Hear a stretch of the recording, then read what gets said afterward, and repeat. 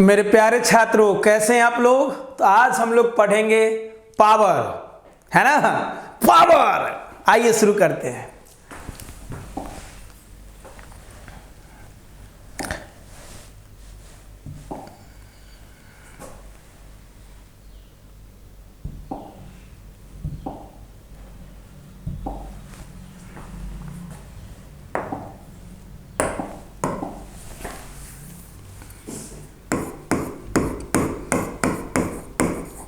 Power, किसी काम को करना समय के रिस्पेक्ट में ही पावर कहलाएगा। कोई भी काम जो हम करते हैं समय के रिस्पेक्ट में करते हैं, है ना। तो the rate of doing the work is called power, simple, है ना। कोई भी काम करने में जो हम समय लेते हैं वही तो पावर है। अगर समय कम लेंगे तो पावर ज्यादा होगा, समय ज्यादा लेंगे तो पावर कम होगा, है ना। The rate of doing the work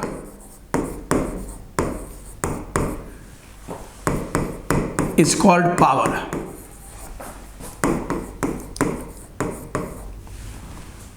clear.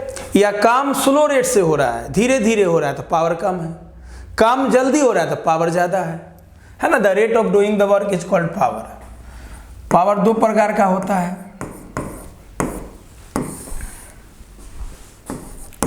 Average power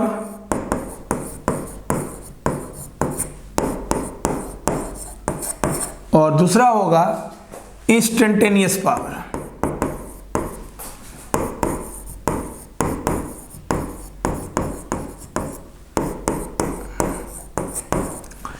average power, instantaneous power.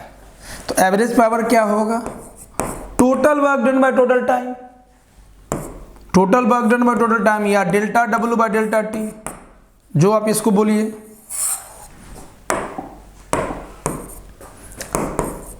Total work done by total time, है ना। टोटल वर्क डन मतलब फाइनल माइनस इनिशियल। मान लो इनिशियली कुछ वर्क नहीं हो रहा था, फाइनल कुछ हुआ, तो फाइनल में से जो इनिशियल घटाएंगे वही टोटल वर्क डन होगा। टोटल टाइम, इनिशियल टाइम मान लो 0 है, फाइनल टाइम 4 सेकंड दिया हुआ है, तो 4 में से 0 को माइनस कर लेंगे, वो टोटल टाइम होगा।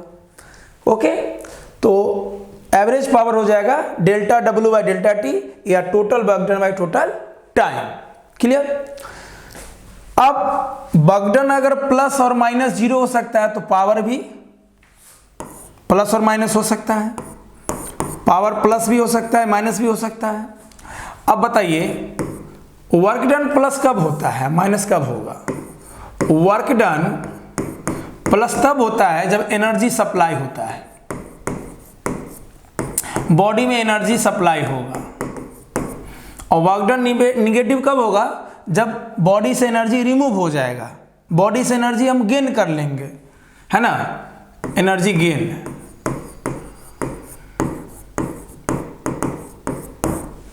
अब सिंपल वर्क डन पॉजिटिव कब होगा? जब हम बॉडी पे फोर्स लगा रहे हैं और फोर्स लगने के बाद डिस्प्लेसमेंट भी फोर्स के डायरेक्शन में हो रहा है। जिधर हम फोर्स लगा रहे हैं, मान लीजिए अभी आप वर्क पर हैं, ये कोई बॉडी है, मैं फोर्स लगा रहा हूं और फोर्स के अलोंग डिस्प्लेसमेंट हो रहा है। तो जब फोर्स के अलोंग डिस्प्लेसमेंट होगा तो वर्क डन पॉजिटिव होगा। तो यहां पे हम एनर्जी सप्लाई कर रहे हैं, मेरे द्वारा वर्क डन हो रहा है तो मैं एनर्जी सप्लाई कर रहे हैं, उस एनर्जी के द्वारा इसमें वर्क डन हो रहा है। या यूं कहो कि अगर वर्क डन पॉजिटिव है तो काइनेटिक एनर्जी इंक्रीज हो रहा है, वर्क डन पॉजिटिव होगा तो काइनेटिक एनर्जी इंक्रीज हो रहा है। हम फोर्स लगाए, जिधर फोर्स लगाए उधर ही डिस्प्लेसमेंट हुआ, फोर्स के अलोंग डिस्प्लेसमेंट हुआ तो वर्क डन पॉजिटिव होगा।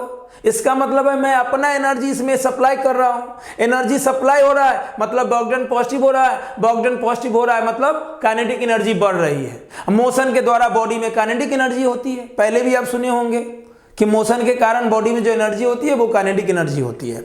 मतलब अगर बॉडी पे पॉजिटिव वर्क डन हो रहा है तो हम ये बोलेंगे कि काइनेटिक एनर्जी बढ़ रहा है उसका।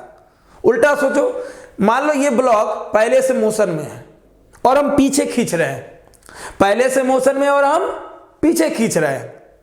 अब क्या होगा, जब हम पीछे खींचेंगे ना तो बॉडी में से एनर्जी हम ले रहे हैं, बॉडी एनर्जी लॉस कर रहा है क्योंकि हम उसके डिस्प्लेसमेंट के अपोजिट डायरेक्शन में फोर्स लगा रहे हैं। तो जब फोर्स के अपोजिट डिस्प्लेसमेंट हो, जब फोर्स के अपोजिट डिस्प्लेसमेंट हो तो वर्क डन निगेटिव होगा। एग्जांपल में फ्रिक्शन, बॉडी आगे डिस्प्लेस हो रहा है, अब फ्रिक्शन पीछे लगता है, वो फ्रिक्शन उस बॉडी को कहीं ना कहीं आगे जाके रोक देता है। अगर सरफेस में फ्रिक्शन ना रहे तो बॉडी कभी नहीं रुकेगा। मान लो कोई फोर्स इसे आगे मूव करवा रहा है, कोई फोर्स पीछे रोक रहा है, तो बॉडी फाइनली कहीं ना कहीं तो रुकेगा ही फ्रिक्शन के कारण। फ्रिक्शन पीछे लगा रहा है, ये कहीं ना कहीं रोक देगा। तो फ्रिक्शन क्या कर रहा है, एनर्जी को खा जा रहा है। क्लियर। तो वर्क डन पॉजिटिव निगेटिव का मतलब होगा पॉजिटिव विथ एनर्जी सप्लाई हो रहा है बॉडी में, निगेटिव विथ एनर्जी है ना हम गेन कर रहे हैं, बॉडी में से एनर्जी ले रहे हैं। पॉजिटिव वर्क डन मतलब एनर्जी दे रहे हैं, पॉजिटिव वर्क डन मतलब एनर्जी दे रहे हैं, और निगेटिव वर्क डन मतलब एनर्जी ले रहे हैं। कहीं भी पॉजिटिव वर्क डन आएगा तो समझ लेना कि हम एनर्जी दे रहे हैं, हम बॉडी को एनर्जी दे रहे हैं। और कहीं भी निगेटिव वर्क डन आया तो हम एनर्जी ले रहे हैं, बॉडी से हम एनर्जी ले रहे हैं। क्लियर, ऐसा ही बोल सकते हैं। तो अगर वर्क डन पॉजिटिव नेगेटिव होगा तो एवरेज पावर भी पॉजिटिव नेगेटिव होगा। क्लियर, बात आई समझ में। Instantaneous power, simple instantaneous power क्या हो जाएगा, पी इंस्टेंटेनियस, ये हो जाता है delta W by delta T, दो इंटरवल के बीच में। एवरेज कब होता है, दो इंटरवल के बीच में। पूछ देगा क्वेश्चन 1 सेकेंड और 4 सेकेंड के बीच में एवरेज पावर निकालिए, दो इंटरवल के बीच में पूछेगा, दो टाइम के बीच में पूछेगा, इनिशियल और फाइनल के बीच में पूछेगा, तो एवरेज का कॉन्सेप्ट लगता है कहीं भी, चाहे एवरेज वेलोसिटी हो, एवरेज एक्सेलेरेशन हो, एवरेज पावर हो, एवरेज कोई भी चीज निकालते हो तो दो इंटरवल के बीच में होता है, दो टाइम के बीच में होता है। इंस्टेंटेनियस का मतलब किसी पार्टिकुलर पॉइंट पे, किसी इंस्टेंट पे। सिंपल, तो इसका फॉर्मूला क्या हो जाएगा, D W by D T, D W by D T, है कि नहीं। ओके, ये किसी इंस्टेंट पे होगा, किसी सिंगल टाइम पे होगा, वेरी स्मॉल टाइम पे होगा ये।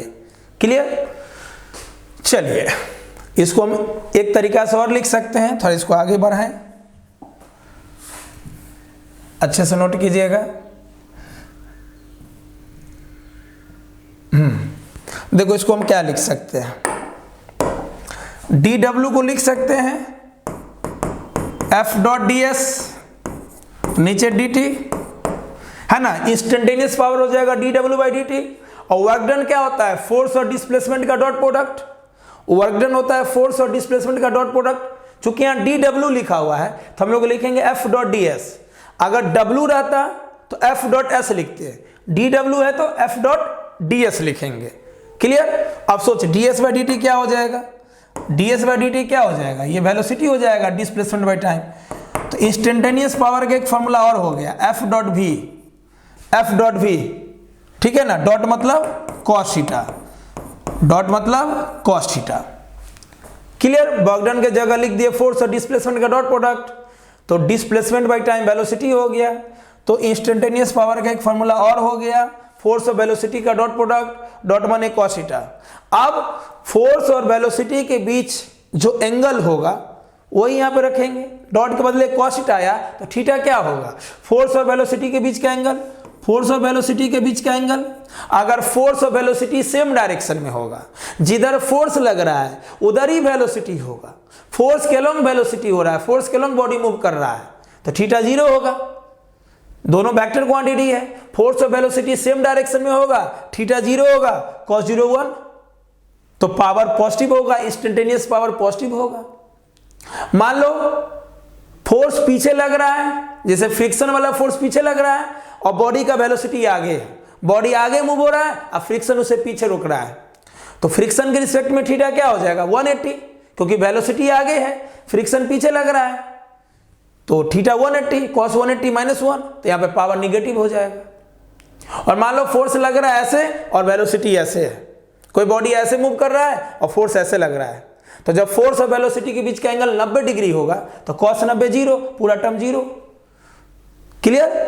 तो जैसे वर्क डन पॉजिटिव निगेटिव 0 हो सकता है, उसी प्रकार एवरेज पावर या इंस्टेंटेनियस पावर भी पॉजिटिव निगेटिव 0 हो सकता है, एवरेज पावर भी 0 हो सकता है। जैसे किसी बॉडी को हम थीटा एंगल पे प्रोजेक्ट किए, है ना, कोई बॉडी है जिसका मास m है, उसको थीटा एंगल पे हम प्रोजेक्ट किए, तो अगर वन टाइम फ्लाइट, मतलब टाइम ऑफ फ्लाइट जितना ऊपर गया उतना ही नीचे आया, तो एवरेज पावर 0 हो जाएगा, क्योंकि y के लॉन्ग डिस्प्लेसमेंट क्या हो जाएगा, 0। आइए चेक कर लेते हैं। मान लो किसी बॉडी को हम u वेलोसिटी से फेंके, थीटा एंगल पे फेंके, तो अर्थ के फोर्स के कारण बॉडी कर्व पाथ में मूव करने लगता है। पढ़ाए थे ना प्रोजेक्टाइल मोशन में, ये y एक्सिस, ये x एक्सिस, क्लियर। बॉडी को हम u वेलोसिटी से ऐसे फेंके थीटा एंगल पे, अर्थ के फोर्स के कारण, ग्रेविटेशनल फोर्स के कारण ये कर्व पाथ पे मूव करने लगता है ना। इसे ही प्रोजेक्टाइल बोलते हैं और मोशन प्रोजेक्टाइल मोशन कहलाता है। हम बोलेंगे during whole time of motion, यानी टाइम ऑफ फ्लाइट में एवरेज पावर बताइए। सिंपल बताइए, पूछेगा average power due to force of gravity, अगर पूछ दिया तो एवरेज पावर निकालना है किस फोर्स के रिस्पेक्ट में, ग्रेविटी वाला फोर्स के रिस्पेक्ट में। ग्रेविटी वाला फोर्स किधर लगता है, y के लॉन्ग, ग्रेविटी वाला फोर्स किधर लगता है, y के लॉन्ग। और प्रोजेक्टाइल मोशन में y के लॉन्ग डिस्प्लेसमेंट क्या होता है, 0। क्यों, जितना ऊपर गया बॉडी उतना ही ना नीचे आया, जितना ऊपर गया उतना ही नीचे आया, जमीन से जितना ऊपर गया उतना ही नीचे आया, तो डिस्प्लेसमेंट 0। एवरेज पावर का फॉर्मूला क्या होता है, delta W by delta T, displacement 0 तो work done 0 by delta T 0। तो ऐसा नहीं है कि एवरेज पावर 0 नहीं हो सकता है, इस केस में 0 हो सकता है। अरे एवरेज पावर पूछा गया है ग्रेविटी के रिस्पेक्ट में, तो ग्रेविटी वाला फोर्स हर पॉइंट पे क्या लगता है, y के लॉन्ग, निगेटिव y डायरेक्शन में, मतलब वर्टिकली डाउनवर्ड, क्लियर। अब सोचो एवरेज पावर निकालना है ग्रेविटी वाले फोर्स के रिस्पेक्ट में, formula delta W by delta T, तो 0 बाई डेल्टा टी। और डेल्टा W क्यों 0 हुआ, वर्क डन क्यों 0 हुआ, क्योंकि टाइम ऑफ फ्लाइट में, मतलब बॉडी जितना ऊपर गया उतना ही नीचे आया, इसी को टाइम ऑफ फ्लाइट बोलते हैं। तो y के लॉन्ग डिस्प्लेसमेंट क्या हो जाता है, 0, क्योंकि जब किसी बॉडी को आप थीटा एंगल पे फेंकते हो तो जितना ऊपर जाता है उतना ही नीचे आता है, तो y के लॉन्ग तो डिस्प्लेसमेंट हुआ नहीं, जितना ऊपर गया उतना ही नीचे आया, y के लॉन्ग डिस्प्लेसमेंट 0 तो वर्क डन 0। और मुझे एवरेज पावर पूछा है ग्रेविटी वाले फोर्स के रिस्पेक्ट में, तो ग्रेविटी वाला फोर्स भी y के लॉन्ग, डिस्प्लेसमेंट भी y के लॉन्ग, तो y के लॉन्ग तो डिस्प्लेसमेंट हुआ ही नहीं, इसलिए एवरेज पावर यहां पे 0 हो जाएगा। बात आई समझ में, क्लियर। चलिए ये बस एग्जांपल था, इसको लिखने की जरूरत नहीं है, आगे क्वेश्चन ग्रुप में भी लेंगे, ठीक है ना। सिंपल, जैसे वर्क डन किसी न किसी फोर्स के रिस्पेक्ट में होगा, उसी प्रकार जब हम पावर निकालेंगे तो पावर निकालने के लिए वर्क डन निकालेंगे, और वर्क डन तब निकलेगा जब work done with respect to force निकालेंगे। इसी प्रकार जब कभी भी आपसे पावर पूछेगा, एवरेज पावर पूछे या इंस्टेंटेनियस पावर पूछे, तो पावर किसी न किसी फोर्स के रिस्पेक्ट में पूछेगा कि किस फोर्स के द्वारा पावर पूछ रहा है, ग्रेविटी के द्वारा, फ्रिक्शन के द्वारा, किसी के भी द्वारा, क्लियर। फोर्स के रिस्पेक्ट में ही पावर पूछेगा, कौन फोर्स वर्क डन कर रहा है, और वही वर्क डन टाइम के रिस्पेक्ट में पावर बन जाता है, क्लियर। जैसे work done with respect to force निकालते हैं, कहीं भी वर्क डन निकालते हैं तो ये मालूम करते हैं कि किस फोर्स के रिस्पेक्ट में पूछ रहा है, क्लियर। तो हम सबसे पहले वर्क डन निकाल लेंगे, टाइम से डिवाइड दे देंगे, वही तो पावर है, वर्क बाय टाइम ही तो पावर है, क्लियर। बात आई समझ में। चलिए इस सारा चीज को नोट कर लीजिए अच्छे से, है कि नहीं। सिंपल तरीके से अगर हम देखें तो पावर बराबर वर्क डन बाय टाइम, काम करने में जो समय लगता है, काम करने में, याद करो ऑफलाइन क्लास में क्या बताए थे ट्रिक, में पर से का, में पर में क्या होता है फॉर्मूला, बट्टे में। जब भी में और पर का सेंस होता है तो फॉर्मूला कहाँ आता है, बट्टे में आता है। वर्क डन किए किसके रिस्पेक्ट में, टाइम के रिस्पेक्ट में माने बट्टा, काम कर रहे हैं किसके रिस्पेक्ट में, टाइम के रिस्पेक्ट में माने बट्टा, इसलिए फॉर्मूला बट्टे में हो गया। पावर हो जाता है वर्क डन बाय टाइम। अगर टाइम कम होगा तो पावर ज्यादा होगा, टाइम ज्यादा होगा तो पावर कम होगा। कोई भी काम को जितना जल्दी करोगे पावर उतना ज्यादा होगा, कोई भी काम को जितना लेट से करोगे पावर उतना कम होगा। सिंपल। चले आगे, आइए कुछ और बातें करते हैं, फिर क्वेश्चन करेंगे हम लोग। कर लिए नोट? नेक्स्ट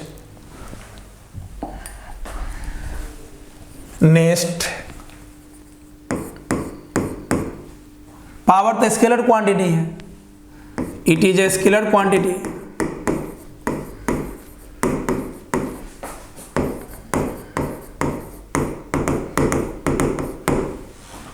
दूसरा,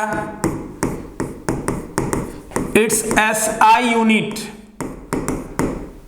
is joule per second, which is called, its SI unit is joule per second, which is called watt। हम लोग बोल सकते हैं 1 वाट बराबर, वाट को W से लिखते हैं, बराबर 1 जूल पर सेकेंड। जूल पर सेकेंड को ही वाट बोला गया। प्रूफ में हम ये देख सकते हैं कि पावर होता है work done by time, power होता है work done by time, work done को जूल में, टाइम को सेकेंड में, तो ये हो जाएगा जूल पर सेकेंड। इसी को हम लोग वाट बोलते हैं। क्लियर? ये सब छोटा छोटा पॉइंट है। इसका एक प्रैक्टिकल यूनिट भी होता है ना? The practical unit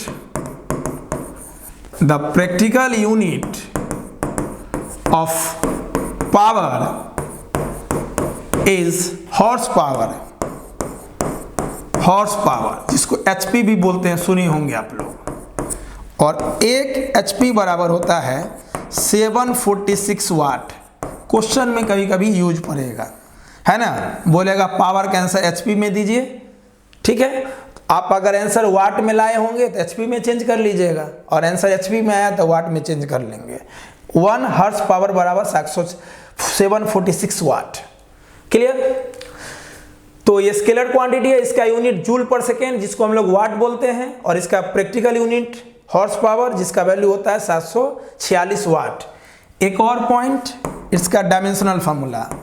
जो लोग डायमेंशन या कोई भी चैप्टर इससे पहले नहीं पढ़े हैं, कृपया पीछे वाला लेक्चर जाके देखें, आदित्य फिजिक्स क्लासेस के ऐप पे, और ऐप का लिंक हम डिस्क्रिप्शन में दे देंगे, है ना? गूगल प्ले स्टोर पे जाइए और आदित्य प्ले स्टोर को डाउनलोड कीजिए, उस पर सारा वीडियो मिल जाएगा हर चैप्टर का।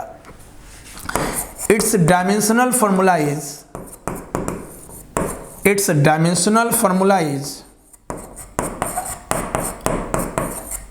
ml² T-3, है ना? कहोगे सर ये कहाँ से आ गया? तो इसके प्रूफ में हम लोग क्या करते हैं, पावर होता है work done by time, work done का डायमेंशनल फार्मूला होता है ml² T-2। वर्क डन का डायमेंशनल फार्मूला क्या होता है? ml² T-2 और टाइम का T। तो ये सॉल्व होके हो जाएगा m का m, L² का L², ऊपर T-2, नीचे T, ऊपर जाके माइनस हो जाएगा T-3। ठीक है? तो ये इसका डायमेंशनल फार्मूला हो जाता है ml² T-3। ये सारा पॉइंट है, इसको नोट कर लीजिए, ठीक है? नेक्स्ट चलें आगे।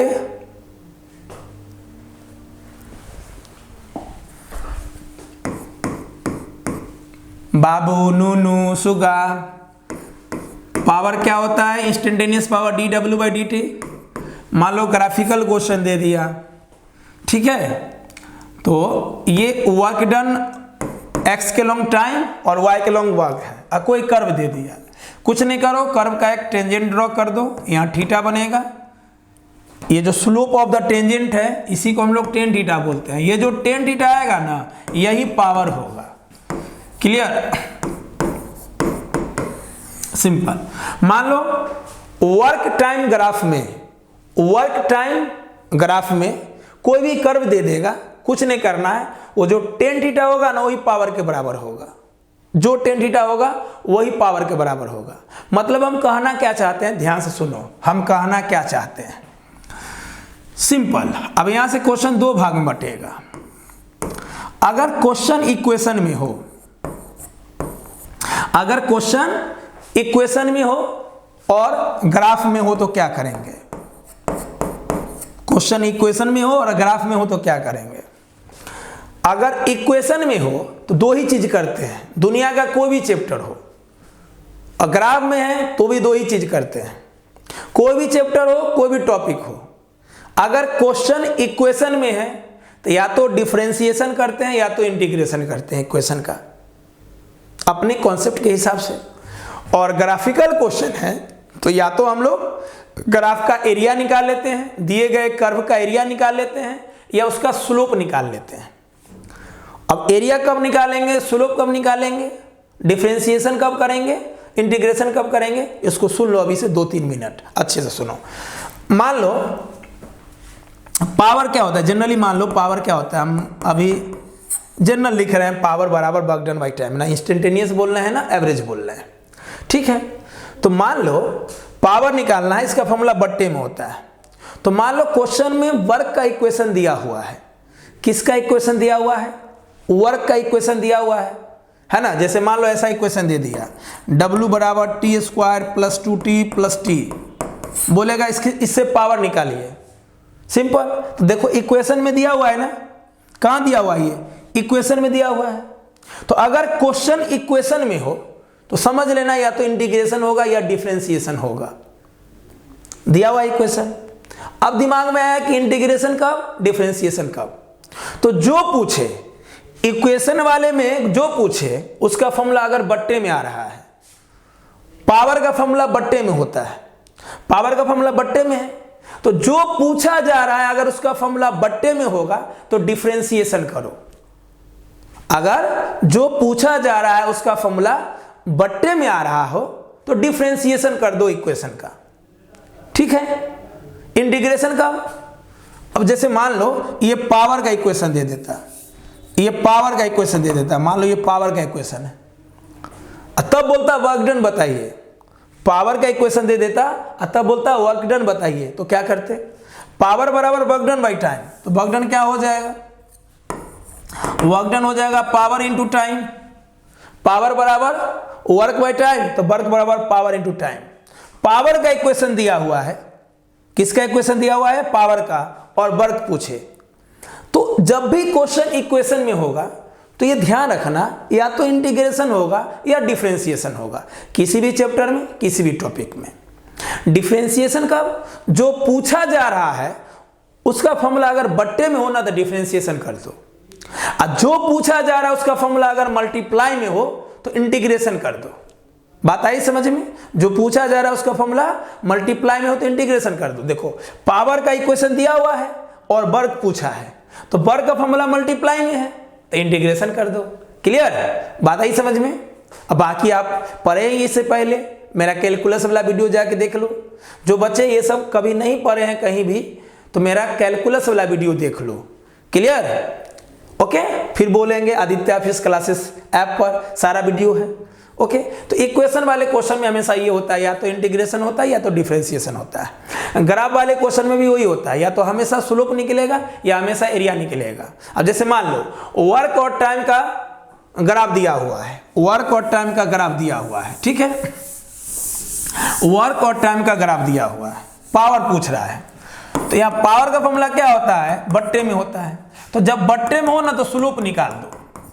अगर वर्क और टाइम का ग्राफ दिया हुआ है, कर्व दिया हुआ है और पावर पूछते, तो पावर का फॉर्मूला क्या है, क्या है पावर का फॉर्मूला, बट्टे में, तो बट्टे में स्लोप, स्लोप का मतलब tan थीटा, और जो ये tan थीटा का वैल्यू होगा ना वही पावर होगा, जो tan थीटा का वैल्यू होगा वही पावर होगा। अगर ये 45 होगा, tan 45 1, तो पावर हो जाएगा 1 वाट। अगर ये 60 डिग्री होगा तो tan 60 √3, पावर हो जाएगा √3 वाट। जो ये थीटा का वैल्यू होगा, कोई भी कर्व यहां पे दिया हुआ है, उस कर्व का जो स्लोप होगा, स्लोप ऑफ द टेंजेंट होगा, स्लोप ऑफ द टेंजेंट मतलब tan थीटा, जो tan थीटा होगा वही पावर होगा। क्लियर, ये चीज पहले भी पढ़ा चुके हैं। क्लियर, चलो नेक्स्ट मान लो ऐसा कर दिया, P बराबर dw/dt, तो dw बराबर P dt, क्लियर। अब मान लो पावर और टाइम का ग्राफ दे दिया, पावर और टाइम का ग्राफ दे दिया, कुछ भी पावर और टाइम का ग्राफ दे दिया। हम कोई जनरल ग्राफ लेते हैं, अभी आर्बिट्रेरली लेते हैं, आर्बिट्रेरली। इसको यहां से यहां मिला दो, यहां से यहां मिला दो, तो पावर और टाइम का ग्राफ क्या देगा, वर्क डन। ये जो एरिया बना ना, यही वर्क डन के बराबर होगा, W.D। क्लियर।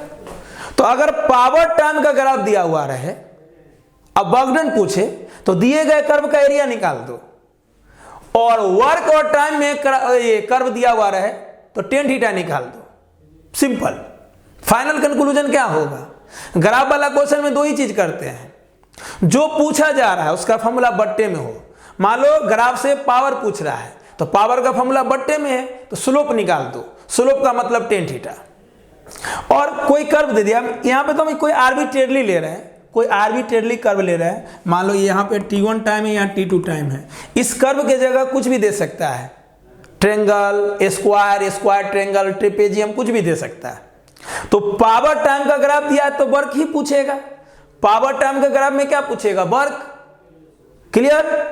तो भैया वर्क निकालने के लिए आप दिए गए कर्व का एरिया निकाल दो, जो कर्व रहेगा उसका एरिया निकाल दो, जो कर्व रहेगा उसका एरिया निकाल दो, जैसा रहेगा। ये आर्बिट्रेरली लिए हैं, इसके जगह कुछ भी हो सकता है, जो भी कर्व रहेगा, ट्रेंगल रहेगा ट्रेंगल का एरिया निकाल देना, स्क्वायर रहेगा स्क्वायर का एरिया निकाल देना, ट्रेपेजियम रहेगा ट्रेपेजियम का एरिया निकाल देना। क्लियर, बात समझ रहे हो ना, क्लियर। ओके चलो, और मान लो यहां पे एक चीज और समझ सकते हो कि अगर मान लो इंटीग्रेशन करना था, इंटीग्रेशन लगा दोगे। मान लो पावर का इक्वेशन दिया हुआ है, अब वर्क डन निकालना है, तो दोनों तरफ इंटीग्रेशन कर दोगे, इंटीग्रेशन से भी आंसर आ जाएगा, ग्राफ से भी आंसर आ जाएगा। ग्राफ दिया हुआ है तो वर्क डन निकालने के लिए, ग्राफ दिया हुआ है तो वर्क डन निकालने के लिए एरिया निकाल दो, और इक्वेशन दिया हुआ है तो वर्क डन निकालने के लिए इंटीग्रेशन कर दो। बात आई समझ में। ओके, तो एक बार फिर से सुन लो, अगर पावर निकालना है, इक्वेशन दिया हुआ है वर्क का, तो डिफरेंशिएशन कर दो। क्लियर। दूसरा, पावर निकालना है, ग्राफ दिया हुआ है, तो टेन थीटा निकाल दो। तीसरा, पावर दिया हुआ है, वर्क निकालना है, इक्वेशन दिया हुआ है, इंटीग्रेशन कर दो। पावर दिया हुआ है और वर्क निकालना है, इक्वेशन दिया हुआ है, इंटीग्रेशन कर दो। उल्टा, पावर दिया हुआ है, अब वर्क निकालना है, पावर टाइम का ग्राफ दिया हुआ है, वर्क निकालना है, तो इसका एरिया निकाल दो। क्लियर। बस सारा चीज को लिख लो अच्छे से। अब हम लोग क्वेश्चन करेंगे। क्लियर, लिख लिए, बात आई समझ में अच्छे से। नेक्स्ट चलें आगे।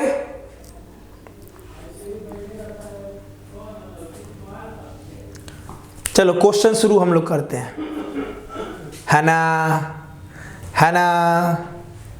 चले क्वेश्चन शुरू करते हैं। सारा चीज को लिख लिए, आइए क्वेश्चन शुरू करते हैं।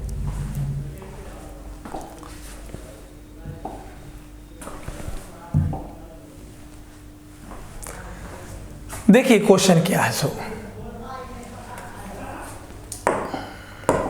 a particle of mass m is moving along a circle of radius r at a time t। कोई पार्टिकल है जो सर्किल के अलोंग मूव कर रहा है, जिसका रेडियस r है, मूव कर रहा है सर्किल के अलोंग। क्लियर। मान लो इस पॉइंट पे इसका वेलोसिटी ये होगा। याद रखना कि अगर कोई पार्टिकल सर्कुलर पाथ पे मूव करेगा तो हर पॉइंट पे उसका दो चीज होगा, हर पॉइंट पे दो चीज होगा। क्लियर, ध्यान से देखो, एक होगा सेंटर के लॉन्ग, एक होगा टेंजेंट के लॉन्ग, हर पॉइंट पे।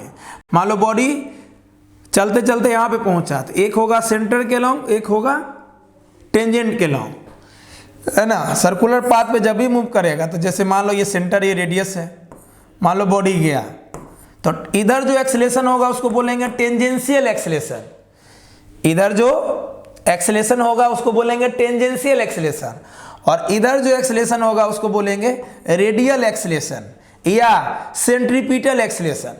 जो सेंटर के लॉन्ग या रेडियस के लॉन्ग होगा उसको हम लोग रेडियल एक्सेलेरेशन या सेंट्रीपिटल एक्सेलेरेशन बोलेंगे। जो टेंजेंट के लॉन्ग होगा वो टेंजेंशियल एक्सेलेरेशन कहलाएगा। कर पाते ना, टू डायमेंशनल मोशन हो गया। सर्कुलर मोशन मतलब टू डायमेंशनल मोशन, हर पॉइंट पे दो चीजें होगी, हर पॉइंट पे, है ना। बॉडी मूव कर रहा है सर्कुलर पाथ पे, तो ये वाला लाइन कहलाएगा टेंजेंशियल, ये वाला कहलाएगा सेंट्रल, इसलिए इसको बोलते हैं सेंट्रीपिटल एक्सेलेरेशन। फोर्स भी दो होगा, इधर वाले को बोलेंगे टेंजेंशियल फोर्स, इधर वाले फोर्स को बोलेंगे सेंट्रीपिटल फोर्स, है ना। कर पाथ है, टू डायमेंशनल मोशन है, और टू डायमेंशनल में जानते ही हो कि हर पॉइंट पे दो दो चीज होता है। क्लियर। सेंटर के लॉन्ग लगने वाला फोर्स होगा सेंट्रीपिटल फोर्स, तो टेंजेंट के लॉन्ग लगने वाला फोर्स होगा टेंजेंशियल फोर्स। सेंटर के लॉन्ग एक्सेलेरेशन होगा सेंट्रीपिटल एक्सेलेरेशन, या उसी को रेडियल एक्सेलेरेशन भी बोलते हैं। तो टेंजेंट के लॉन्ग होगा टेंजेंशियल एक्सेलेरेशन। इसलिए एक पॉइंट पे दो दो चीज हो रहा है, टू डायमेंशनल मोशन है। एक्स वाला भी होगा, वाई वाला भी होगा, ये वाला एक्स होगा, ये वाला वाई होगा, है ना। पढ़े हो ना प्रोजेक्टाइल मोशन, हर पॉइंट पे दो दो चीज होता था, वही चीजें यहाँ है। तो ये तो बस एक्स्ट्रा समझा रहे थे। आइए मेन क्वेश्चन पे।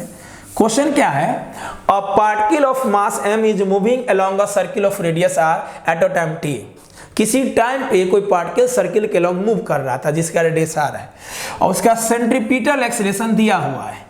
It's centripetal acceleration AC is given by k² RT²। ये सेंट्रीपिटल एक्सेलेरेशन दिया हुआ है।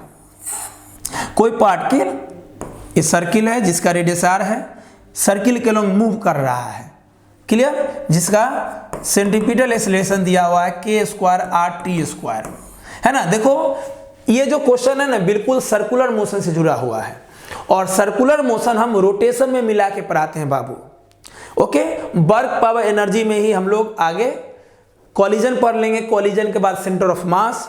जब रोटेशनल मोशन शुरू करते हैं ना, तो रोटेशनल मोशन में सारा कॉन्सेप्ट वहाँ पे हम डिटेल से बताते हैं।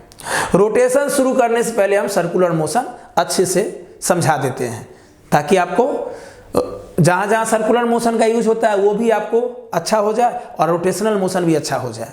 इसलिए घबराना मत, यूज हुआ है, ये चीज़ें आगे पढ़ाएंगे भी। सेंट्रीपिटल एक्सेलेरेशन दिया हुआ है k² RT²। नाम ही है सेंट्रीपिटल एक्सेलेरेशन, मतलब सेंटर के लॉन्ग वाला, जहाँ k कांस्टेंट है, r रेडियस है और t टाइम, ऐसा लिखा हुआ है।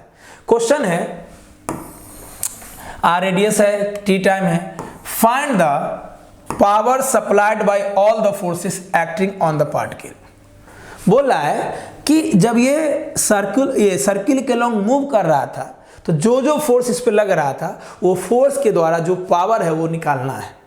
Find the power supplied by all the forces. Power क्या होता है, work done by time. Work done कौन करता है, फोर्स। इसका मतलब है पावर फोर्स से रिलेटेड है। तो जब भी पावर पूछेगा ना, फोर्स के रिस्पेक्ट में पूछेगा। यहां फोर्स का कोई पार्टिकुलर नाम नहीं दिया है, क्लियर है, फोर्स का कोई पार्टिकुलर नाम नहीं दिया हुआ है, इसलिए लिख दिया है find the power bye all the forces during its motion. आइए निकालते हैं। एक क्वेश्चन को नोट कर लो, आप क्वेश्चन को नोट कर लो, क्लियर, कर लिए नोट, कर लिए नोट। चलिए आगे, चलिए इसको छोटा कर दें।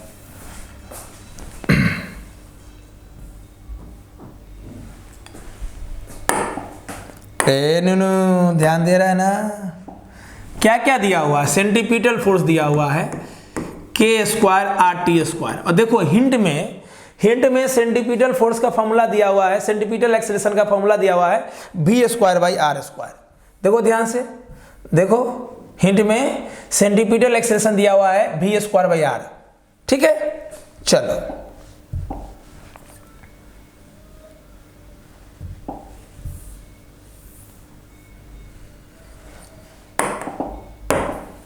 तो सेंट्रीपिटल एक्सेलेरेशन दिया हुआ k² RT²।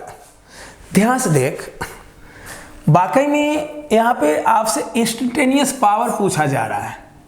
कहोगे कैसे सर, लिखा हुआ तो नहीं है, सीधे लिखा हुआ है find the power supplied by all the forces. ध्यान से सुन, अगर सर्कुलर पाथ पे मूव कर रहा है, ठीक है, अगर सर्कुलर पाथ पे मूव कर रहा है, इसका रेडियस r है, तो एक चक्कर में डिस्प्लेसमेंट क्या हो जाएगा, 0। मान लो ए पॉइंट से चलना शुरू किया, ए पॉइंट से चलना शुरू किया और ए पे ही पहुंच गया, तो डिस्प्लेसमेंट 0, तो वर्क डन 0, तो एवरेज पावर भी 0।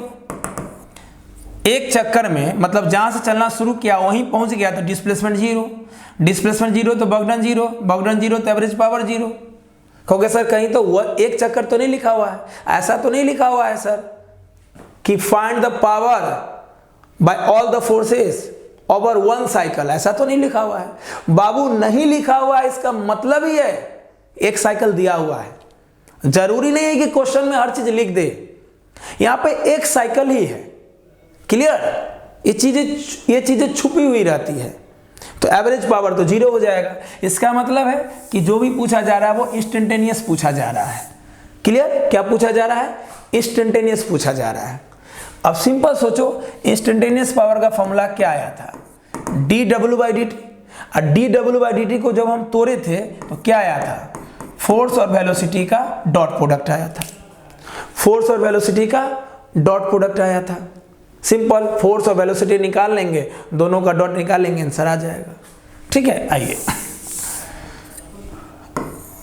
तो मान लो ये सर्किल है, ये सेंटर है, सेंटर से रेडियस r है, किसी पॉइंट पे बॉडी मान लो मूव कर रहा था, वेलोसिटी भी इस टेंजेंट के long acceleration, tangential acceleration, force हो जाएगा टेंजेंशियल फोर्स, और सेंटर के लॉन्ग जो फोर्स होता है वो होता है सेंट्रीपिटल फोर्स, एक्सेलेरेशन होता है सेंट्रीपिटल एक्सेलेरेशन। ठीक है ना, एक्सेलेरेशन क्या होता है, सेंट्रीपिटल एक्सेलेरेशन। ठीक है, और सेंट्रीपिटल एक्सेलेरेशन दिया हुआ है k²RT², तो सेंट्रीपिटल एक्सेलेरेशन दिया हुआ है v²/r, ये हो गया k²RT², तो v² हो जाएगा k²R²T², r को उधर ले जाओ, देखो ये इधर भी स्क्वायर, इधर भी स्क्वायर, इधर भी स्क्वायर, तो स्क्वायर से स्क्वायर मर गया, तो v बराबर हो जाएगा KRT। देखो v मालूम हो गया, हमें चाहिए इंस्टेंटेनियस पावर। इंस्टेंटेनियस पावर क्या होता है, फोर्स और वेलोसिटी का डॉट प्रोडक्ट, डॉट माने cos थीटा। देखो ध्यान से, यहाँ पे कैसा, ये वेलोसिटी है, तो वेलोसिटी क्या है, लीनियर टेंजेंशियल, तो वेलोसिटी टेंजेंशियल तो फोर्स भी टेंजेंशियल। ये जो फोर्स और वेलोसिटी है, तो वेलोसिटी लीनियर है ना, बॉडी कैसे मूव कर रहा है, लीनियर वेलोसिटी से।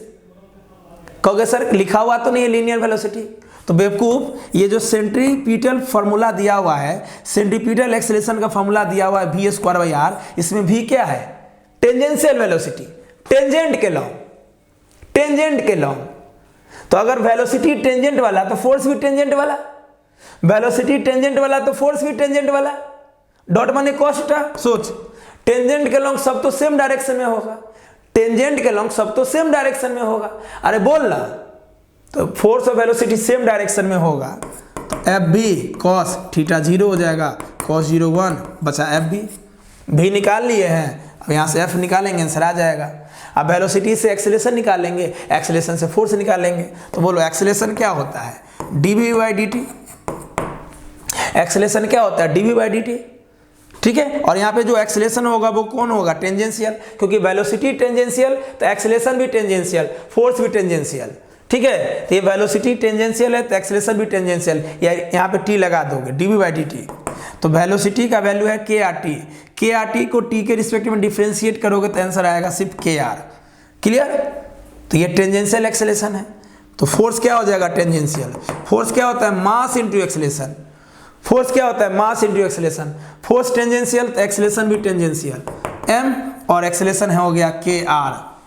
ठीक है, तो हम वेलोसिटी भी टेंजेंशियल निकाल लिए और फोर्स भी टेंजेंशियल निकाल लिए।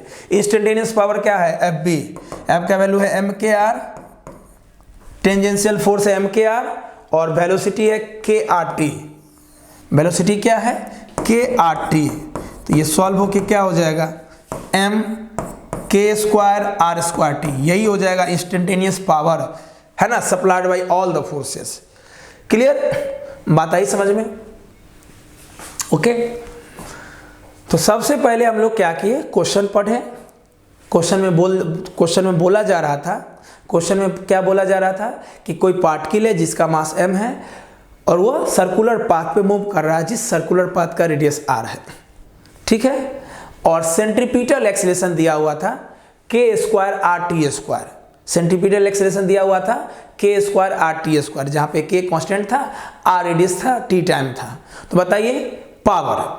तो यहाँ पे पूछा जा रहा था इंस्टेंटेनियस पावर। कहोगे सर आप कैसे पकड़े? सिंपल, अगर क्वेश्चन में बॉडी मूव कर रहा है, वेलोसिटी दिया हुआ है, तो समझ लेना कि वो इंस्टेंटेनियस पावर ही पूछा जा रहा है।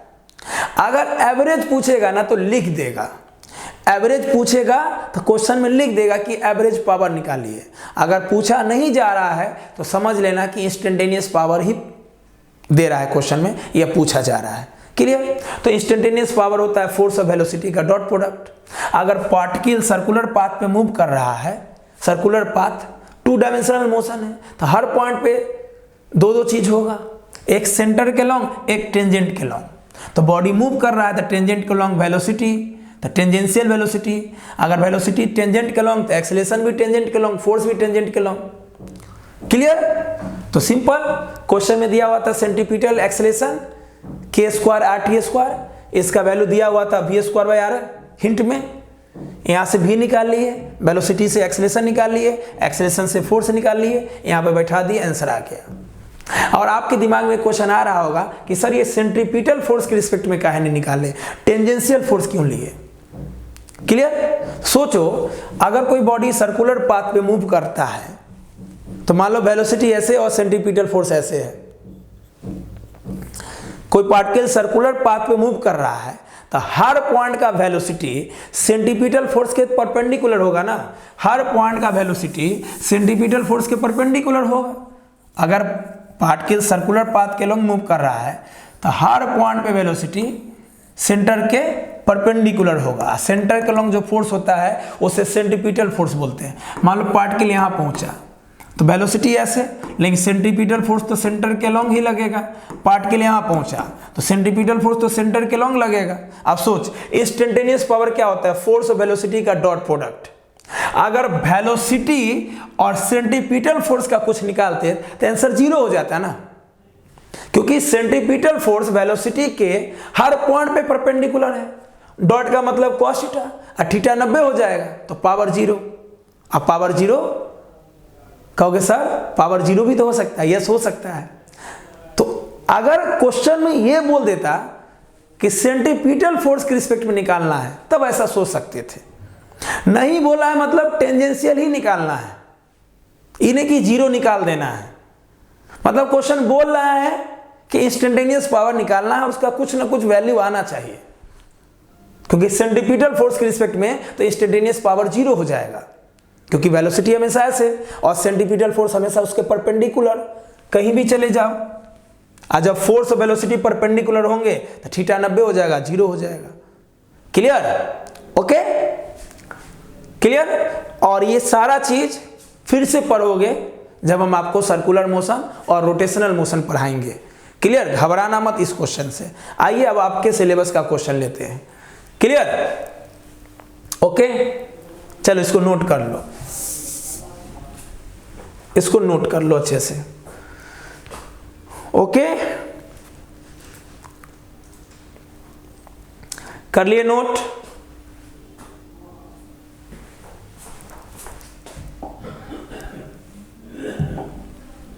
अगला क्वेश्चन,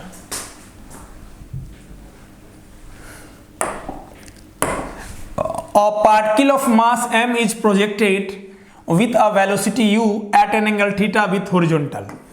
मतलब किसी पार्टिकल को u वेलोसिटी, कोई पार्टिकल है जिसका मास m है, उसको u वेलोसिटी से फेंका गया थीटा एंगल पे।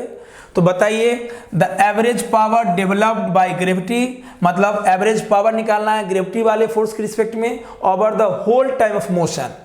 Over the whole time of motion मतलब एक टाइम पीरियड में, एक टाइम ऑफ फ्लाइट में। आज शुरू में बताए थे, आंसर जीरो हो जाएगा।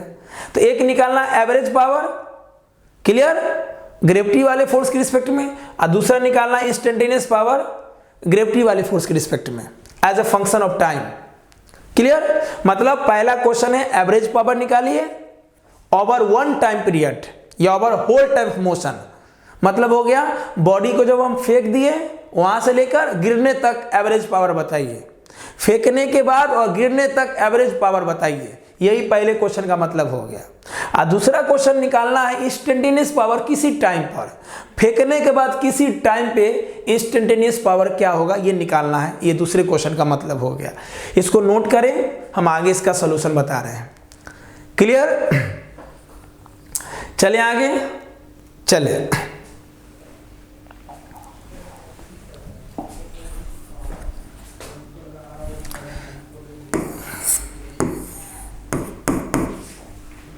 मान लो अभी पार्टिकल यहाँ पे है, पार्टिकल यहाँ पे है, अभी ओरिजिन पे है, 0 0 पे है। पार्टिकल को हम u वेलोसिटी से फेंके, थीटा एंगल पे फेंके, पार्टिकल मूव कर गया। मान लो O से फेंके A पे गिरा।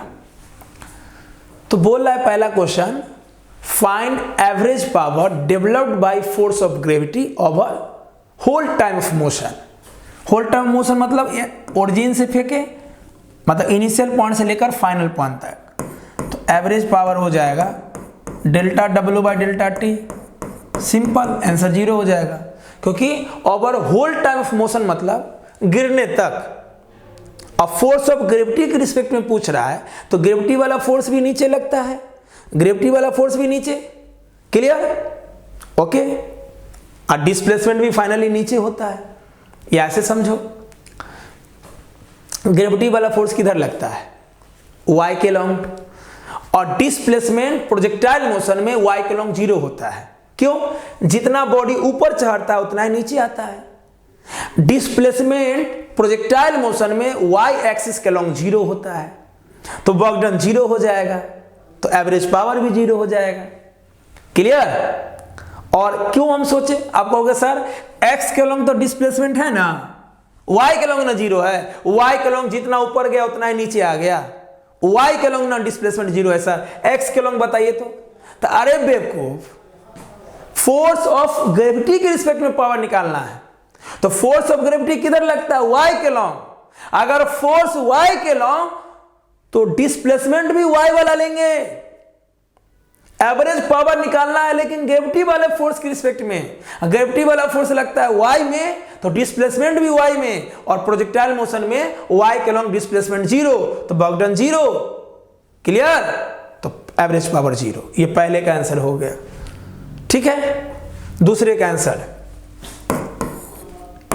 इंस्टेंटेनियस पावर निकालना है। क्या होता है इंस्टेंटेनियस पावर?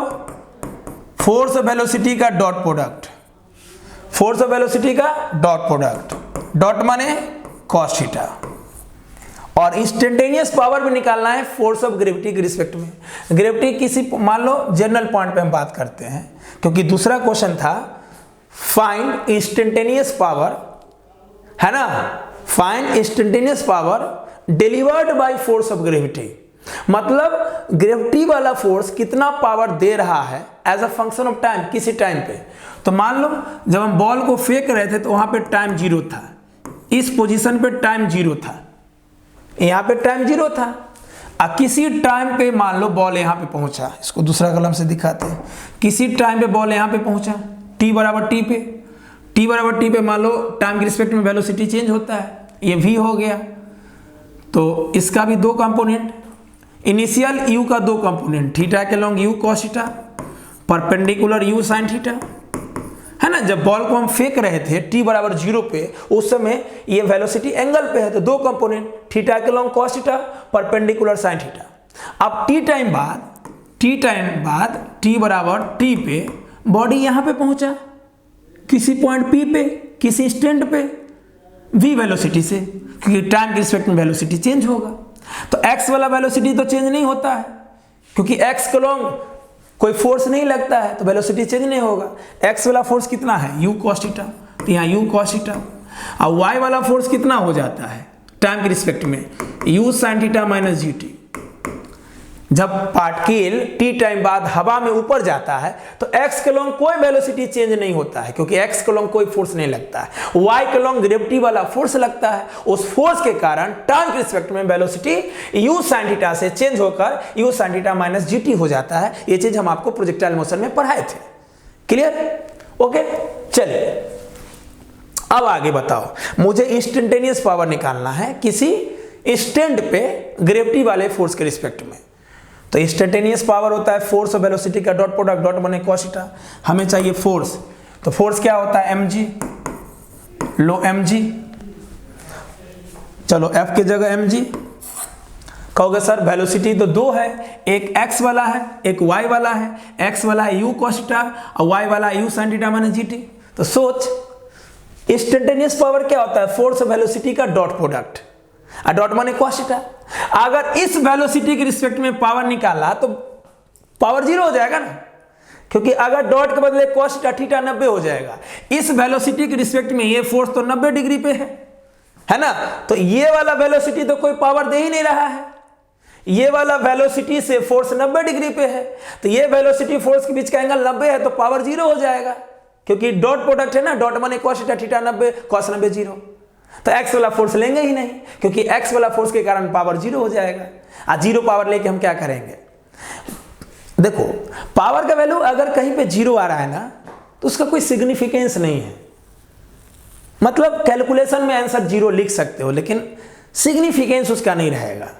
कोई कहेगा कि अरे मेरा, कोई ये बोल सकता है कि मेरा पावर ज़्यादा है या मेरा पावर कम है, कोई बोलेगा मेरा पावर जीरो है ना, ज़्यादा है या कम है, जीरो का कोई मतलब नहीं रह जाता है। इसलिए इससे पहले वाला क्वेश्चन में सेंट्रीपिटल फोर्स के रिस्पेक्ट में नहीं निकाले थे, इससे पहले वाले क्वेश्चन में सेंट्रीपिटल फोर्स के रिस्पेक्ट में क्यों नहीं निकाले थे पावर, क्योंकि वो जीरो देता है और जीरो पावर का कोई मतलब नहीं रह जाता है। इसलिए किसी भी क्वेश्चन में पावर जीरो आ रहा है ना, तो समझ लेना क्वेश्चन पूछा नहीं जा रहा है। पावर का आंसर कभी जीरो आपसे नहीं पूछेगा या जीरो नहीं दिखेगा आपको। 99.999% क्वेश्चन में जीरो नहीं दिखेगा, कुछ ना कुछ वैल्यू होगा। तो ये वाला वेलोसिटी के रिस्पेक्ट में पावर जीरो हो रहा था, ये वाला नहीं लेंगे, हमें वो वेलोसिटी चाहिए जो कुछ ना कुछ पावर देगा। तो y वाला देखो फोर्स के अपोजिट है ना, कितना है वेलोसिटी y वाला, u sin theta minus gt। तो फोर्स हो जाएगा mg, वेलोसिटी हो जाएगा u sin theta minus gt। और थीटा क्या होता है, फोर्स और वेलोसिटी के बीच का एंगल। फोर्स नीचे लग रहा है ग्रेविटी वाला, वेलोसिटी ऊपर, यानी theta 180, cos 180 minus 1। Clear, answer क्या हो जाएगा, cos 180 लगा दो माइनस 1, यहाँ माइनस लगा दो, तो हो जाएगा minus mg u sin theta minus gt। आगे आंसर खत्म। क्लियर, तो फोर्स के अलोंग वाला ही वेलोसिटी लीजिएगा, या फोर्स के अलोंग हो या फोर्स के अपोजिट हो। अगर आपको इंस्टेंटेनियस पावर निकालना हो तो फोर्स के सेम डायरेक्शन वाला वेलोसिटी लेना या फोर्स के अपोजिट डायरेक्शन वाला वेलोसिटी लेना। क्लियर, तभी आपका आंसर आएगा और वही पूछा जाएगा, कभी जीरो वाला नहीं पूछा जाएगा। क्लियर, 99.999% क्वेश्चन में, चाहे आप बोर्ड एग्जाम दे रहे हैं, चाहे 11th का कोई एग्जाम दे रहे हैं, IIT दे रहे हैं, एडवांस दे रहे हैं, मेडिकल दे रहे हैं, पावर का आंसर कुछ ना कुछ होगा। क्लियर, अच्छे से नोट करें। ओके, चलें 2-3 एग्जाम्पल और लेते हैं, ठीक है। चले नेक्स्ट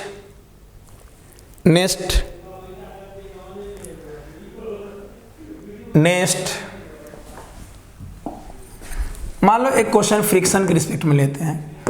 मान लो ये सरफेस है, कोई ब्लॉक है, टाइम बराबर जीरो पे ये u वेलोसिटी से चल रहा था। जब टाइम जीरो था, मतलब इनिशियल टाइम में ये u वेलोसिटी से चल रहा था। फिर t बराबर t टाइम में v वेलोसिटी से चलने लगा, मतलब टाइम जीरो पे वो a पॉइंट पे था और u वेलोसिटी से चल रहा था। t टाइम बाद वो b पॉइंट पे पहुंचा और v वेलोसिटी से चल रहा था। और फ्रिक्शन सरफेस में है, रफ सरफेस से पीछे लग रहा था। a पे भी फ्रिक्शन पीछे लगेगा और b पे भी फ्रिक्शन पीछे लगेगा। तो बोल रहा था निकालिए इंस्टेंटेनियस पावर, है ना, with respect to frictional force. मतलब जैसे वर्क डन पूछता है ना फोर्स के रिस्पेक्ट में, कि इस फोर्स के रिस्पेक्ट में वर्क डन बताइए, तो पावर भी किसी न किसी फोर्स के रिस्पेक्ट में पूछेगा, क्योंकि वर्क डन होगा फोर्स के रिस्पेक्ट में और पावर निकलेगा वर्क डन बाई टाइम से।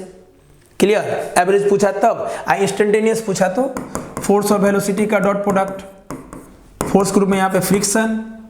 क्लियर, वेलोसिटी के रूप में वेलोसिटी डॉट माने कॉस थीटा। अब क्वेश्चन बनाने के लिए मुझे फ्रिक्शनल फोर्स चाहिए, वेलोसिटी चाहिए, थीटा चाहिए। ठीक है, फ्रिक्शनल फोर्स क्या होता है बताओ। फ्रिक्शनल फोर्स होता है म्यू एन, है ना, इसका नॉर्मल ऊपर mg नीचे, तो म्यू नॉर्मल हो जाता है mg के बराबर, तो फ्रिक्शनल फोर्स हो जाएगा म्यू mg, है ना। अरे कोई ब्लॉक है जनरली जा रहा है, ऊपर नॉर्मल नीचे mg, फ्रिक्शनल फोर्स होता है म्यू एन, जहाँ म्यू होता है coefficient of friction, normal mg के बराबर, तो f हो जाएगा म्यू mg। वेलोसिटी सोच, u से v जो हुआ, वेलोसिटी चेंज हुआ किसके रिस्पेक्ट में, टाइम के रिस्पेक्ट में। जब वेलोसिटी चेंज होता है टाइम के रिस्पेक्ट में तो क्या लगाते हैं, v बराबर u प्लस at। जब भी किसी बॉडी का वेलोसिटी चेंज होता है टाइम के रिस्पेक्ट में तो वेलोसिटी निकालने के लिए क्या करते हैं, v बराबर u प्लस at, तो v के जगह v, u के जगह u। और एक काम में और ध्यान रखना कि यहाँ पे फ्रिक्शनल फोर्स पीछे लग रहा है, तो फ्रिक्शनल फोर्स क्या करता है, वेलोसिटी को बढ़ाता है कि घटाता है, फ्रिक्शनल फोर्स वेलोसिटी को घटाता है, तो फार्मूला में माइनस हो जाएगा, है ना। v बराबर u माइनस at। माइनस क्यों दिए, क्योंकि फ्रिक्शनल फोर्स वेलोसिटी को घटाता है, मोशन को कम करता है, तो निगेटिव एक्सेलेरेशन हो जाएगा। v बराबर u, माइनस की जगह माइनस। एक्सेलेरेशन, एक्सेलेरेशन क्या होता है, फोर्स बाय मास। फोर्स कौन है यहाँ पे, frictional force by mass. Frictional force कितना है, म्यू mg, नीचे m से m कट गया, एक्सेलेरेशन हो जाएगा म्यू g। क्लियर। एक्सेलेरेशन क्या होता है, फोर्स बाय मास। यहाँ लगने वाला फोर्स क्या है, फ्रिक्शनल फोर्स, और उसी के रिस्पेक्ट में पूछा जा रहा है, तो फ्रिक्शनल फोर्स म्यू mg, नीचे मास m से m कट गया म्यू g, तो a के जगह म्यू g, t के जगह t। तो हमें निकालना इंस्टेंटेनियस पावर, फोर्स और वेलोसिटी का डॉट प्रोडक्ट, डॉट माने कॉस थीटा, फोर्स हो गया म्यू mg, वेलोसिटी हो गया u minus mu gt, u minus mu gt, theta cos theta, velocity आगे, फ्रिक्शनल फोर्स पीछे, तो फ्रिक्शनल फोर्स के अपोजिट वेलोसिटी है, थीटा 180, कॉस 180 माइनस 1, तो यहाँ माइनस लगा दो, आगे आंसर खत्म। नोट करो अच्छे से। क्लियर, मतलब अगर कॉन्सेप्ट क्लियर है ना तो कोई भी क्वेश्चन आप अच्छे से बना सकते हैं, कोई मतलब नहीं रह जाता उसमें। चलें आगे और एग्जांपल देखते हैं, चलें आगे, चलिए।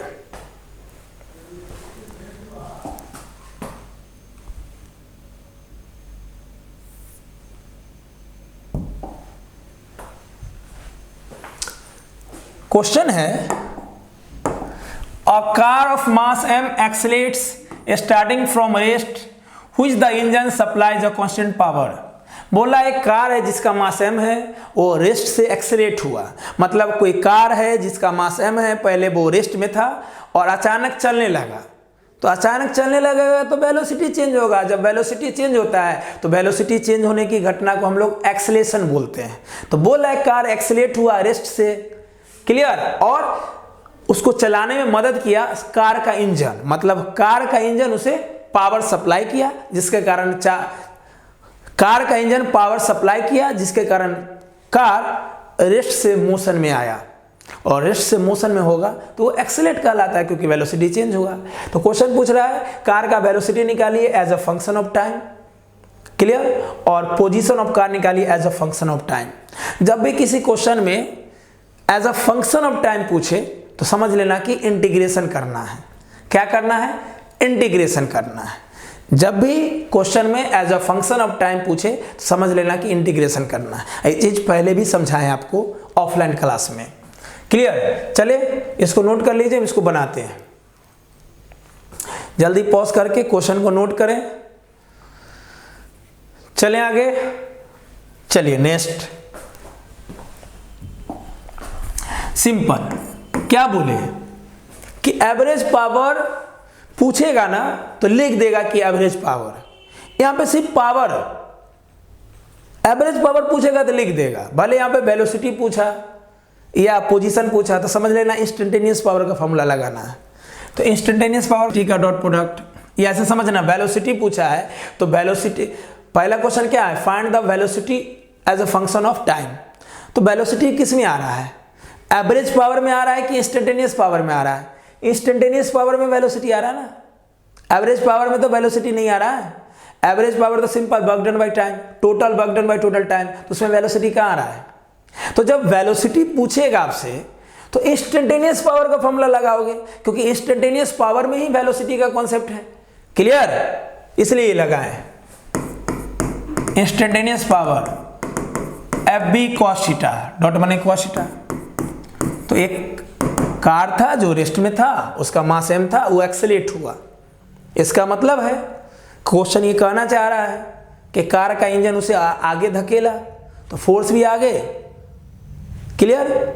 कार का इंजन कहाँ फोर्स लगाया? आगे। वेलोसिटी कहाँ हुआ? आगे। क्लियर?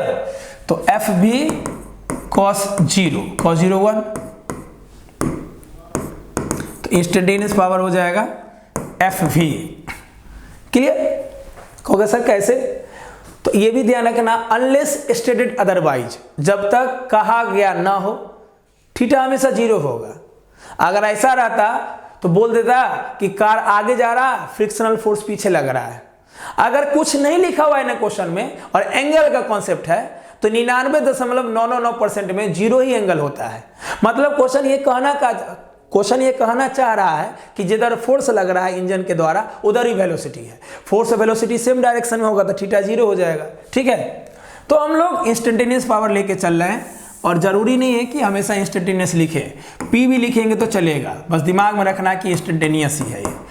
क्लियर? अब सोच, कार एक्सेलेरेट हुआ है, कार में मास है, तो एफ की जगह एम लिख सकते हैं। एफ की जगह एम कब लिखे? जब कार में मास है और कार एक्सेलेरेट हुआ है।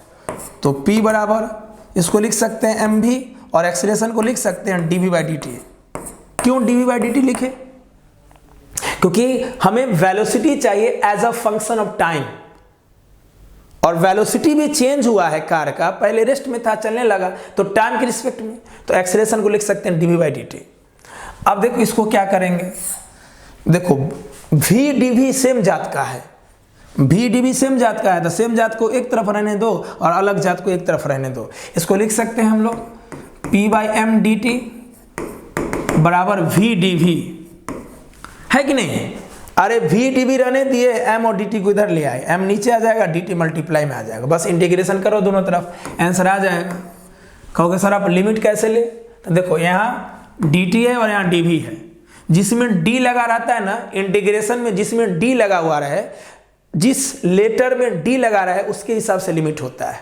चलो कार पहले रेस्ट में था तो टाइम 0, यहाँ टाइम 0, यहाँ वेलोसिटी 0, यहाँ पे लिमिट होगा v के अनुसार, यहाँ पे लिमिट होगा t के अनुसार। यह एक प्रोसेस और है, जिधर टाइम रहे ना टाइम का लिमिट लिखो, उसके हिसाब से इधर वाला लिमिट लिखो। अगर कहीं भी इंटीग्रेशन कर रहे हो और इंटीग्रेशन में टाइम दिख रहा है ना, तो टाइम के हिसाब से तुम दूसरा लिमिट लिख सकते हो। बॉडी मतलब कार पहले रेस्ट में था तो टाइम 0, तो वेलोसिटी भी 0। हमें चाहिए t टाइम बाद वेलोसिटी, यहाँ t यहाँ भी, सिंपल। जब कार रेस्ट में था तो टाइम 0, वेलोसिटी भी 0। कार चलने लगा तो t टाइम बाद कितना वेलोसिटी होगा? तो यहाँ 0, तो यहाँ 0, यहाँ t, तो यहाँ भी, यही भी निकालना है। तो बोलो इधर का इंटीग्रेशन हो जाएगा p बाई एम टी, इधर का इंटीग्रेशन हो जाएगा v स्क्वायर बाई 2। क्लियर? तो यहाँ से v क्या हो जाएगा? Root under 2pt by M. Clear? 2pt by M. तो क्या था question? Find the velocity as a function of time. As a function of time का मतलब वेलोसिटी का जो इक्वेशन निकाले हैं उसमें टाइम आना चाहिए। तो क्या वेलोसिटी के इक्वेशन में, वेलोसिटी के फॉर्मूला में टाइम है? यस है, root under 2pt by M. और ये बाबू बहुत ही वीवीआई फार्मूला है ना, ये वीवीआई फार्मूला भी है, क्वेश्चन भी हो गया, फार्मूला भी आ गया, है ना। कहीं कहीं क्वेश्चन में पावर, टाइम और बॉडी का मास दिया हुआ रहेगा, वेलोसिटी पूछ देगा। तो अगर जनरल मेथड से बनाओगे तो लंबा चौड़ा पड़ जाएगा, और ये फार्मूला याद रहेगा, ध्यान रहेगा, तो सीधे इस फार्मूला से आंसर आ जाएगा वेलोसिटी का। नोट करें जल्दी, नोट करें को जल्दी। क्लियर? चलें आगे, चलें। और वेलोसिटी के बाद इसी में पोजीशन निकालना था, मतलब डिस्प्लेसमेंट निकालना था। ठीक है, चलिए। तो वेलोसिटी दिया हुआ है कितना? Root under 2pt by M velocity को लिख सकते हैं displacement by time ds by dt, इधर है 2pt बाई m, हमें चाहिए डिस्प्लेसमेंट ds चाहिए तो ds इधर रहने दो, 2pt बाई m, इधर हो जाएगा dt, दोनों तरफ इंटीग्रेशन कर दो। क्लियर? और लिमिट बैठाना जानते ही हो, क्या बोले थे, जिसमें d लगा रहा है उसमें उसके हिसाब से लिमिट होता है, dt टाइम के हिसाब से, और जब टाइम रहे ना तो लिमिट पुट करना बिल्कुल आसान है। टाइम 0 तो पोजीशन 0, कार था रेस्ट में था, रेस्ट का मतलब टाइम 0, टाइम 0 तो पोजीशन 0, डिस्प्लेसमेंट 0, t टाइम बाद कितना चला, कितना डिस्प्लेसमेंट किया, इधर 0 तो इधर 0, इधर t तो इधर s। क्लियर? जो लोग इंटीग्रेशन नहीं पढ़े हैं कृपया कैलकुलस जाकर वीडियो देखिए। क्लियर? ऑफलाइन खुलेगा तो ऑफलाइन में भी मदद कर देंगे, तब तक ऑनलाइन देखो, मजबूत बनो। अभी अच्छा मौका है मजबूत बनने का, है ना? टाइम बर्बाद मत करो, खूब पढ़ो, खूब पढ़ो, क्योंकि पढ़ने से ही तुम्हारा उद्धार हो सकता है, दुनिया तुम्हें जान सकती है, बैठे रहने से नहीं, आलसीपन से नहीं। सॉल्व करो, ds का इंटीग्रेशन s, इधर का इंटीग्रेशन s, इधर क्या हो जाएगा, इंटीग्रेशन करोगे तो इसका आंसर आ जाएगा root under 2p by m, है ना, 2/3 t के पावर 3/2। कर लेना इंटीग्रेशन, आपको आना चाहिए, ठीक है ना? इंटीग्रेशन करोगे तो आएगा root under 2p by m, बाहर आएगा 2/3 t के पावर 3/2। ठीक है?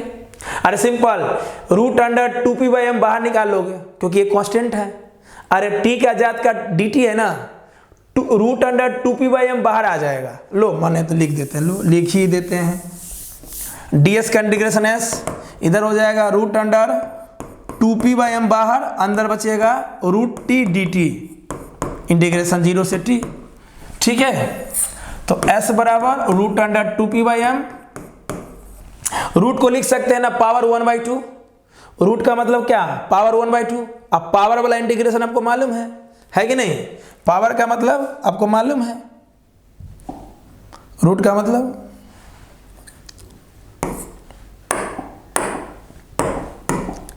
t power 1/2, 2p by m root under बाहर निकालिए, अंदर बचा रूट t dt, सेम जात वाले का इंटीग्रेशन होता है। रूट t का मतलब पावर 1/2, अब पावर 1/2 का इंटीग्रेशन हो जाएगा 2/3 t के पावर 3/2, खत्म कहानी। कहोगे कैसे किए सर? तो जब भी इंटीग्रेशन में पावर होता है तो पावर +1 करो, वही चीज को नीचे लिखो, पावर +1 करो, उसी चीज को नीचे लिखो, तो सॉल्व होके ये हो जाएगा, आ गया। तो ये हो गया पोजीशन, इससे पहले वाला वेलोसिटी। क्लियर? एक एग्जांपल और लेते हैं हम लोग, जल्दी से नोट करो।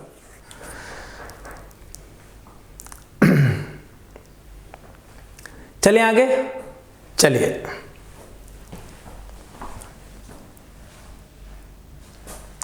नोट करने में कोई परेशानी नहीं?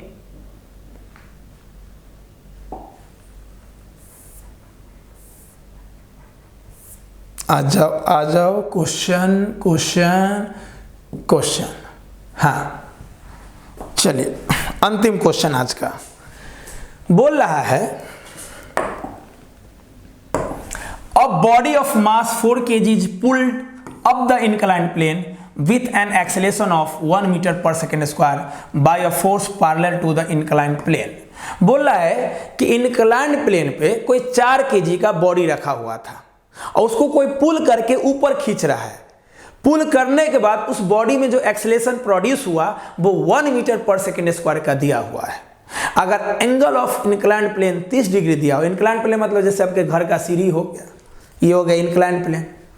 ठीक है? तो बोल रहा है कि एक 4 kg का ब्लॉक है, वो इंक्लाइंड प्लेन पे रखा हुआ है, कोई आदमी आया उसको ऊपर खींचने लगा, खींचने के कारण उसमें जो एक्सेलेरेशन प्रोड्यूस हुआ उसका आंसर दिया हुआ है 1 मीटर पर सेकेंड स्क्वायर। ठीक है? और एंगल ऑफ इंक्लाइनेशन 30 डिग्री दिया हुआ है, जहाँ पे ब्लॉक को खींचा जा रहा है वो 30 डिग्री पे टेढ़ा है, जैसे आपके घर का सीढ़ी। तो बोल रहा है एवरेज फोर्स निकालिए 0 से 4 सेकंड के बीच में, और इंस्टेंटेनियस एवरेज पावर निकालिए 0 और 4 सेकंड के बीच में, और इंस्टेंटेनियस पावर निकालिए 4 सेकंड पर। यही क्वेश्चन है। क्वेश्चन को लिख लें, डायग्राम बना के हम समझाते हैं आपको जल्दी। चलें चलिए। तो मान लो ये इंक्लाइंड प्लेन है, ये 30 डिग्री दिया हुआ है, कोई ब्लॉक यहाँ पे 4 kg का रखा हुआ है, इस ब्लॉक को कोई फोर्स लगाया, ऊपर खींच रहा है, ठीक है, जिसके कारण इसके बॉडी में एक्सेलरेशन आया 1 मीटर पर सेकेंड स्क्वायर। तो जानते हो कि इंक्लाइंड प्लेन पे जो फोर्स लगता है ये तो एक्सटर्नल एजेंट वाला लग रहा है, अब पहले से क्या लगता है mg sin थीटा, क्लियर। हमें चाहिए एवरेज पावर, तो W/T सिंपल, अरे डेल्टा W/Δt का मतलब हो गया final work minus initial work by final time minus initial time. अब बॉडी तो पहले रेस्ट में था ना, तो इनिशियल वर्क भी 0, इनिशियल टाइम भी 0, तो एवरेज पावर तो जनरली तुम W/T लिख सकते हो। वर्क डन क्या होता है, फोर्स और डिस्प्लेसमेंट का प्रोडक्ट। कहोगे सर वर्क डन तो होता है फोर्स और डिस्प्लेसमेंट का डॉट ना, आप डॉट नहीं लिखे, अरे बेवकूफ, इतना सारा चीज पढ़ा के ला रहे हैं, अब तो समझ जाओ कि जब फोर्स के अलॉन्ग डिस्प्लेसमेंट हो तो फोर्स और डिस्प्लेसमेंट सिंपल लिख देते हैं। चलिए क्वेश्चन बनाने के लिए हमें 3 चीज चाहिए, F, S और T। T मालूम है 0 से 4 के बीच में, तो 4 सेकेंड, 0 और 4 के बीच में तो 4 सेकेंड। F और S मालूम नहीं है, ठीक है। चलिए S निकाल लेते हैं, S बराबर क्या हो जाएगा, ut plus half AT square. Body पहले से रेस्ट में है तो u0 पूरा टर्म 0, हाफ A का वैल्यू 1, टाइम का वैल्यू 0 से 4 मतलब 4, 4 का स्क्वायर 16, तो ये हो जाएगा 8 मीटर, डिस्प्लेसमेंट 8, टाइम का वैल्यू 4 सेकेंड, S का वैल्यू 8 मीटर, F नहीं मालूम है। सोचो ये F क्या होगा, कोई आदमी जो F फोर्स लगा के इसको ऊपर ले जा रहा है, इसको पोज कौन कर रहा है, mg sin थीटा, तो F निकालने के लिए क्या करेंगे, F minus mg sin theta. Total force बराबर मास इंटू एक्सेलरेशन, पढ़ाए थे ना न्यूटन स्लो मोशन में इक्वेशन लिखना। अरे ऊपर लग रहा है F और बॉडी ऊपर ही जा रहा है, इसको अपोज कर रहा है mg sin थीटा, तो टोटल फोर्स क्या हो जाएगा, F minus mg sin theta. और टोटल फोर्स क्या होता है, मास इंटू एक्सेलरेशन, तो F यहां से निकाल लेंगे, ma plus mg sin theta. m का वैल्यू 4 kg, एक्सेलरेशन का वैल्यू 1, m का वैल्यू 4, g का वैल्यू 10, sin 30 1/2। ये कितना हो जाएगा सॉल्व होके 24, ये 24 न्यूटन हो जाएगा।